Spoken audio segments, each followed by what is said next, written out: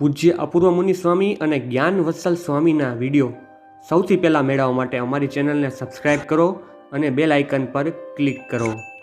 ધન્યવાદ. શ્રદ્ધાનો દિવસ છે. શ્રદ્ધા એટલે શું છે? શું શ્રદ્ધા છે? શું ભક્તિ છે? એ શ્રદ્ધાની અનુભૂતિ કરવાની છે, ખાલી થિયરી નહીં. હું થિયરીની વાતો કરીશ, એની પ્રેક્ટિકલ અનુભૂતિ કરવાની છે. સાચી તાકાત પ્રગટ થશે, ભગવાનમાંથી બળ પ્રગટ થશે. અમેરિકાની કરન્સી પર લખ્યું છે, ઇન ગોડ વી ટ્રસ્ટ. અમેરિકાની કરન્સી પર શું લખે છે? In God V trust. અમે ભગવાનમાં માનીએ છીએ. હવે તો મેડિકલ જર્નલની અંદર આવે છે, મેડિકલ સાયન્સ સ્વીકારે છે, ધ હીલિંગ હાર્ટ. શેનાથી? પ્રાર્થનાથી. પ્રાર્થના કરો અને દુઃખ મુક્ત થાઓ, સ્ટ્રેસ મુક્ત થાઓ. તમે નિર્ભય થઈ જશો કોઈ પણ તકલીફની અંદર. ભગવાનનું બળ રાખો. એકવાર એક બોટની અંદર બધા માણસો બેઠેલા હતા. એમાં વંટોળિયો આવ્યો ને પાણી બધું બોટમાં ભરાવા લાગ્યું. બધા ગભરાઈ ગયા. એક ભાઈ શાંતિથી બેઠા હતા. એની ઘરવાળી કે આટલું પાણી ભરાય છે, તમને બીક નથી લાગતી? એ કે ભગવાન બેઠા છે.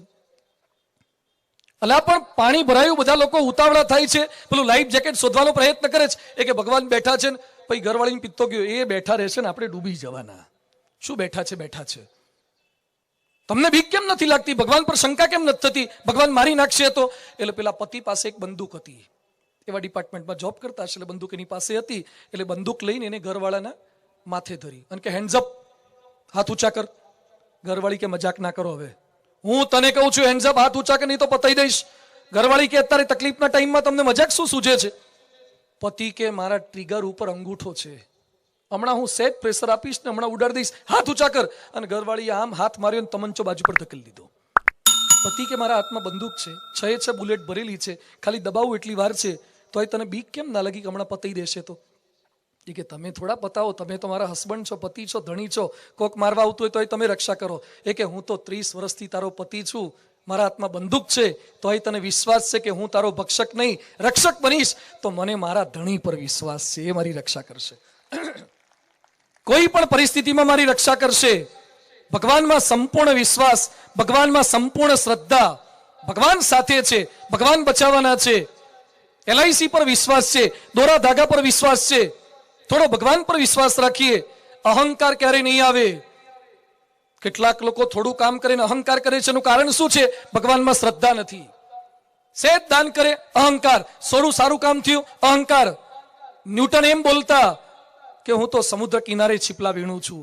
એડિસન એમ બોલતા કે ભગવાને મને બુદ્ધિ આપી. આઈન્સ્ટાઈન ભગવાનમાં માનતા. લોકો શું ભગવાનમાં માને છે? વિજય ભટકર સાયન્ટિસ્ટ છે. ભારત દેશે સુપર કોમ્પ્યુટર બનાવ્યું. આખા વિશ્વમાં લગભગ 3 કે 4 દેશોએ સુપર કોમ્પ્યુટર બનાવ્યા છે. One of them our India. આ સુપર કોમ્પ્યુટરનો કોન્ટ્રાક્ટ હતો 10,000 કરોડનો. એ આખું બનાવ્યું છે ડોક્ટર વિજય ભટકરે. એ વિજય ભટકર અમારા ત્યાં લેક્ચર આપવા માટે આવ્યા હતા. એટલે કોઈ પણ માણસો એને મળે તો એ ઓમ લખે. એટલે મેં એને કીધું ઓમ કેમ લખો છો? મને કે સ્વામીજી મારું નામ તો ભૂલાઈ જશે, પણ ઓમ તો શાશ્વત ભગવાનનું નામ છે, એટલે રહેશે. એટલે ઓટોગ્રાફમાં ઓમ લખતા હતા. રાત્રે અમે 11:30 સુધી એની સાથે બેઠા, કારણ કે અમે પણ સાયન્સ ભણેલા છીએ. એટલે મેં એને પ્રશ્ન પૂછ્યો કે તમે ભારત સરકાર તમને 10,000 કરોડનો કોન્ટ્રાક્ટ આપે સુપર કોમ્પ્યુટર બનાવવાનો, છતાં તમે ભગવાનમાં માનો છો? મને કે સ્વામી હું જેમ જેમ વિજ્ઞાનમાં ઊંડો ઉતરતો ગયો તેમ તેમ મારી ભગવાનમાં શ્રદ્ધા વધતી ગઈ. કીધું પણ તમે તો વધારે મગજવાળા શક્તિશાળી માણસ છો. મને કે સ્વામી કોમ્પ્યુટર સારામાં સારું બને કેમ? મગજને લીધે. પણ કે મગજ અમે ક્યાં બનાવ્યું છે? તો ભગવાને બનાવ્યું છે ને. ભગવાને મગજ બનાવ્યું છે. આવો વિજય ભટકર ભગવાનમાં સંપૂર્ણ માને, કંઠી પહેરી છે, વચનામૃત વાંચે. અને આપણા ત્યાં કેટલા PTC થયેલા હોય, PTC થયેલા. અને પાછા અમને શું કે હું ભગવાનમાં માનતો નથી. તું વિદ્યા સહાયકમાંથી પૂરો પગાર તો લાવતો થાવે. તારા બાપાએ અડધા પૈસા તને મોકલવા પડે છે. તારા ઘરવાળાને તું પૂરું નથી કરી શકતો. તમારું 2-5 જણા ગામમાં નથી માનતા અને પાછા ડાપણ કરીએ છીએ હું ભગવાનમાં નથી માનતો. બધા જ ગુવડ ભેગા થઈને એમ કે અમે સૂર્યમાં નથી માનતા. આખું પાલનપુર ભેગું થઈને એમ કે અત્યારે ઉનાળો નથી ચાલતો. આખું પાલનપુર ભેગું થઈને એમ કે અત્યારે ઉનાળો નથી ચાલતો. આખું પાલનપુર ભેગું થઈને એમ કે અમે નથી માનતા કે સૂર્ય પૃથ્વી પર હોય. આખું પાલનપુરની આખી પૃથ્વી ભેગી થાય ને સૂર્યને સૂર્ય તરીકે કોઈ મિટાવી નહીં શકે. એમ કદાચ કેટલાય નાસ્તિકો ભેગા થાય, દુનિયાની કોઈ તાકાત નથી ભગવાનની શ્રદ્ધામાં ડગમગાટ કરાવી શકે. સંપૂર્ણ વિશ્વાસ. ભગવાન જ બધું કરે છે. અમે જુનાગઢ ગયા હતા અને એક છોકરો મંજીરા સરસ વગાડતો હતો. મારી પારણે હતી ઉપનિષદની, એ મંજીરા સરસ વગાડતો હતો. મંજીરા વગાડવા એ પણ કળા છે. ઘણા લોકો શું કે કશું ના આવડે, બેઠા બેઠા ધનજી પુત્ર ગામના પુત્ર કાંસી જોડા લઈને બેહી જાય. મંજીરા વગાડવા એક આર્ટ છે. એટલે મેં એને પૂછ્યું, ભાઈ તું તારું નામ શું? મને કે દીપ ઘનશ્યામભાઈ સાવલિયા. તું મંજીરા સરસ વગાડે છે. પછી મેં તને મંજીરા કોણે શીખવાડ્યા હતા? મને કે સ્વામી કોઈએ શીખવાડ્યા નથી, જાતે શીખ્યો. તો મેં એને ડબલ અભિનંદન આપ્યા. મેં તને કોઈએ નથી શીખવાડ્યા છતાં તું આટલા સારા મંજીરા વગાડે છે, તો સરસ કહેવાય, ડબલ અભિનંદન. પછી એ બાળકે મને પ્રશ્ન પૂછ્યો કે સ્વામીજી મને કોઈએ ન શીખવાડ્યું હોય છતાં પણ હું મંજીરા સારા વગાડું તો એ મને કોણે શીખવાડ્યા કહેવાય? મેં તો ગોડ ગિફ્ટ કહેવાય.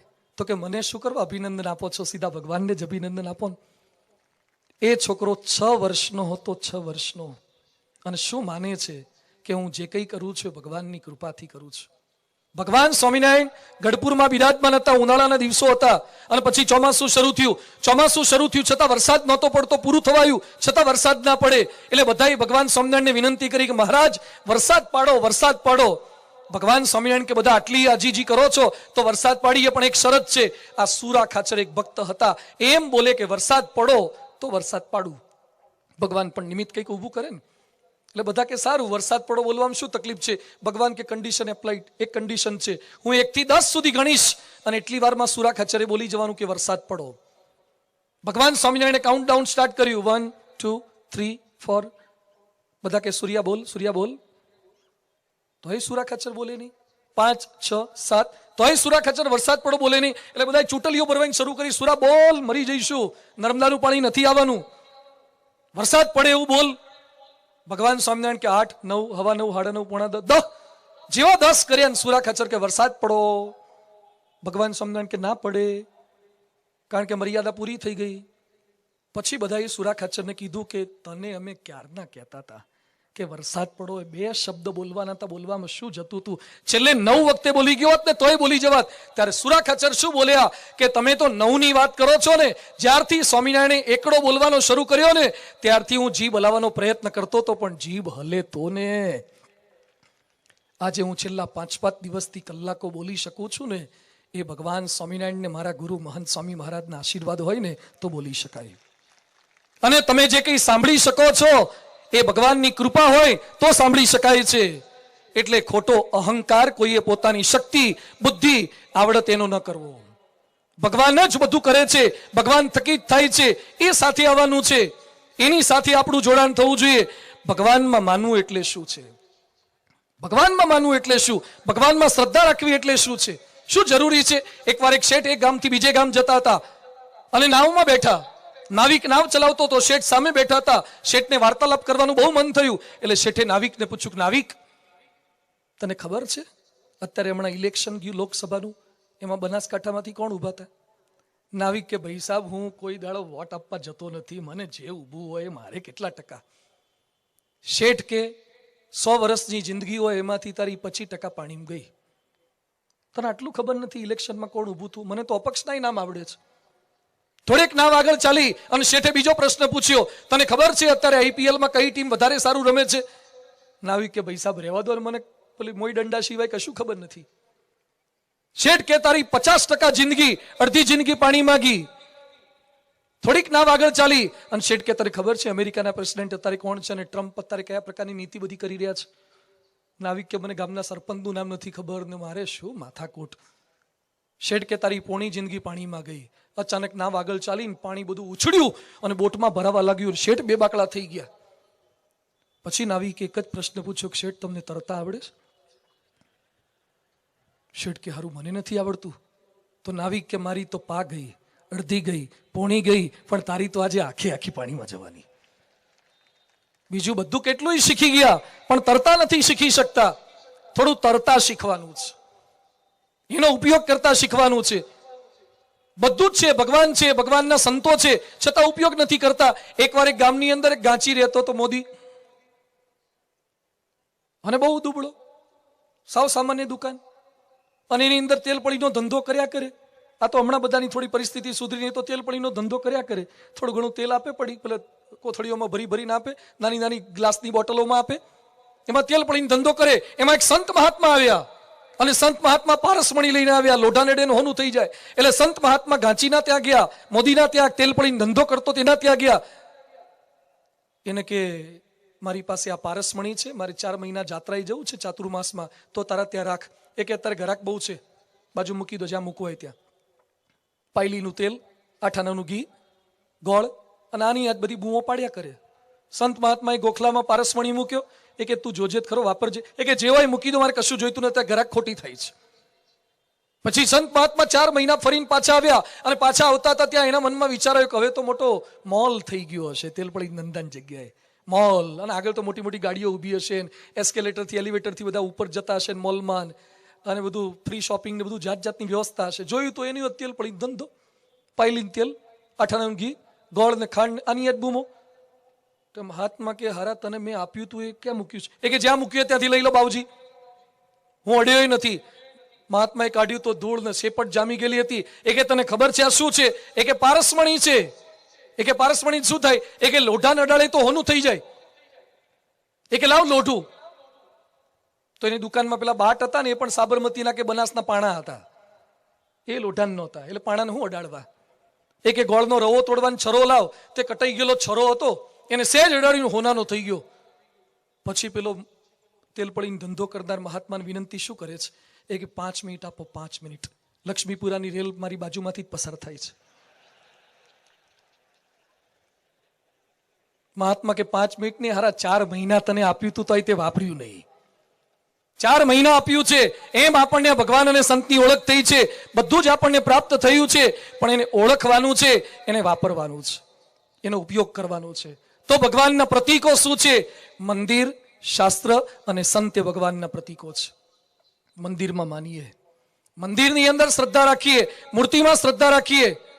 મોટા મંદિરો, સરસ મંદિરો થાય છે, એમાં શ્રદ્ધા રાખીએ. જો કે આ પ્રદેશ તો ભાવિક પ્રદેશ છે, મંદિરોમાં ડોનેશન પણ આપે છે, સરસ રીતે સેવા ભક્તિ પણ આપ બધા કરો છો. અલગ અલગ ઊંઝાનું મંદિર હોય, સિદ્ધપુરનું મંદિર હોય, તમારા સોસાયટીના વિસ્તારના મંદિર હોય. એક શ્રદ્ધા રાખજો મંદિરની અંદર, વિશ્વાસ રાખજો. એક ખાલી ઈંટ ચીનાની ઇમારત નથી. હમણાં પેરિસની અંદર એક ચર્ચમાં આગ લાગી, કદાચ કેટલે કઈ સમાચાર વાંચ્યા હશે, સેક્રાકેર ચર્ચ. એ ચર્ચમાં અમે ગયા હતા. પેરિસનું જૂનામાં જૂનું ચર્ચ છે, એમાં આગ લાગી અને ભાગ બધો બળી ગયો છે. 2 કે 3 વર્ષ સુધી રિનોવેશન કરવાના છે, બંધ રાખ્યું છે. ચર્ચ નવું કરવા માટે ખરડો કર્યો, રિનોવેશન માટે ખરડો કર્યો. 48 કલાકમાં ખ્રિસ્તીઓએ 5500 કરોડ આપ્યા. 48 કલાકમાં ખ્રિસ્તીઓએ ચર્ચ નવું કરવા માટે 5500 કરોડ આપ્યા. કેટલાકને પ્રશ્ન થાય છે ને કે મોટા મંદિર કેમ? જોઈ આવો યુરોપના ચર્ચ, તમે જોયા છે હજી? કેટલાકને પ્રશ્ન થાય છે કે મોટા મંદિરો કેમ? જોઈ આવો મિડલ ઈસ્ટની મોટી મોટી મસ્જિદો, અબજો રૂપિયાની મસ્જિદો બનાવી છે. પોતપોતાના ધર્મની અંદર, પોતપોતાની નિષ્ઠાની અંદર એ મુસલમાનો, એ ખ્રિસ્તીઓ, એક મુસલમાન એવો લાવો જે મસ્જિદનો વિરોધ કરતો હોય, એક ખ્રિસ્તી એવો લાવો જે ચર્ચનો વિરોધ કરતો હોય, એક પંજાબી એવો લાવો જે ગુરુદ્વારાનો વિરોધ કરતો હોય, અને હું તમને હજારો હિન્દુ એવા લાવું જે મંદિરની ટીકા કરતા હોય. શા માટે મંદિરની ટીકા કરીએ છીએ? શા માટે મંદિરની નિંદા કરીએ છીએ? મંદિરમાં કેટલાકને ખર્ચા લાગે છે, મંદિરમાં ખર્ચા છે, સ્વિમિંગ પુલમાં ખર્ચા છે, થિયેટરમાં ખર્ચા છે, બારમાં ખર્ચા છે, દારૂમાં ખર્ચા છે. દર વખતે ઉત્તરાયણની અંદર આખા ભારતની અંદર અબજો રૂપિયાના કાગળના ગાણ કાઢી નાખે છે. ઉત્તરાયણની અંદર જો પતંગ બંધ કરે તો ખર્ચા નથી, દિવાળીમાં ફટાકડામાં ખર્ચા નથી, લગ્નમાં રિસેપ્શનમાં ખર્ચા નથી, અને ખર્ચા તમને મંદિરમાં જ દેખાય છે. મંદિર કોઈ ખર્ચાનું સ્થાન નથી. જેની આસ્થા છે, જેની શ્રદ્ધા છે, એ સાચું ઇન્વેસ્ટમેન્ટ છે. જો ખરેખર હિન્દુના દીકરા હોય તો ક્યારેય કોઈ પણ મંદિરનો વિરોધ કરતા નહીં. કોઈ પણ ધર્મનું હોય, કોઈ પણ સંપ્રદાયનું હોય, કોઈ પણ શ્રદ્ધાનું હોય, અને મૂર્તિમાં વિશ્વાસ રાખજો. એ કોઈ ઈંટ ચૂનાની ઇમારત નથી, સંપૂર્ણ શ્રદ્ધા. કેટલાકને એમ લાગે મૂર્તિમાં ભગવાન કેમ ના રહે? IPL ની આવડી મોટી મેચ ટીવીમાં રમાય, એ તમારા મોબાઈલમાં કેમ આવી જાય છે? સ્ટેડિયમ કેવડું મોટું, પીચ કેવડી મોટી, અને 35,000 જણા, ખંડેરીના સ્ટેડિયમમાં 40,000 જણા, બેબ્રોન સ્ટેડિયમમાં અને કલકત્તાના સ્ટેડિયમની અંદર 1 લાખ જણા બેસે છે.